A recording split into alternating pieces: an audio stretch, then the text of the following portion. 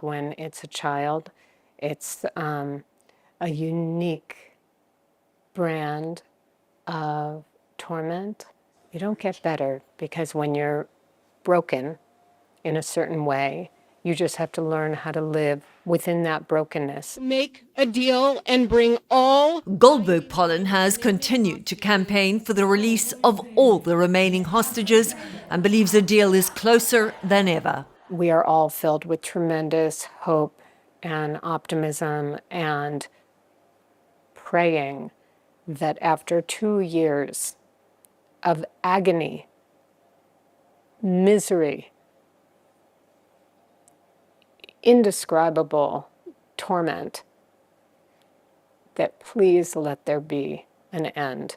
Because as we unfortunately have learned in the past, you can't count your chickens before they hatch. You cannot count your hostages until they are home in your hands and you are hugging them.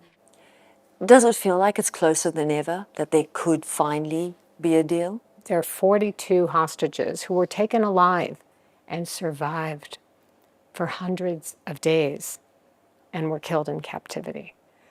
So we get very nervous. And we're also very aware, as you know, there are thousands and thousands and thousands of innocent civilians in Gaza who are also in this horrific situation.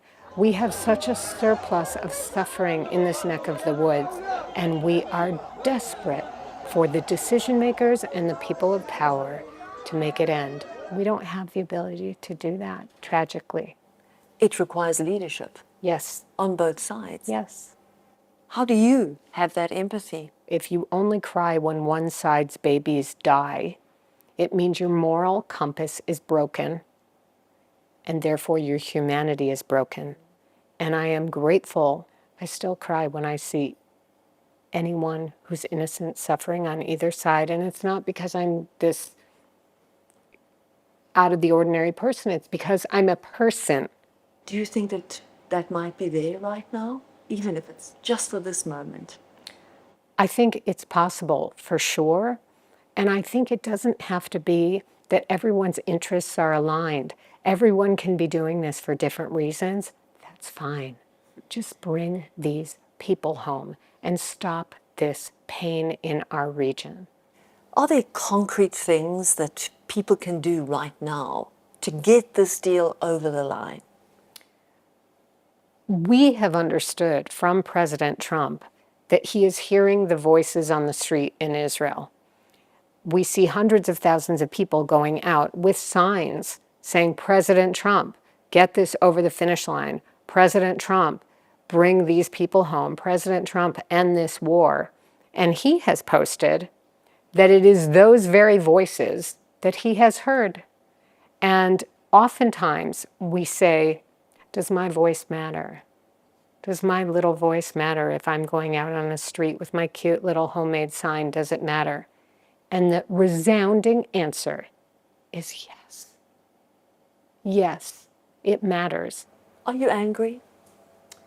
We haven't had that yet. I'm open to being angry if angry comes. But that's not the emotion that for whatever reason has arrived and knocked on my door. I keep saying, oh, I don't feel like I'm on this planet. Oh, I don't feel like I'm in this galaxy. I don't feel like I'm part of the universe. And I have a dear friend who finally said to me, he's a very ultra-Orthodox Jewish man, and he said to me, you just don't feel complete because part of you is already in the world to come. And in the Jewish tradition, we believe there's this world and there's the world to come.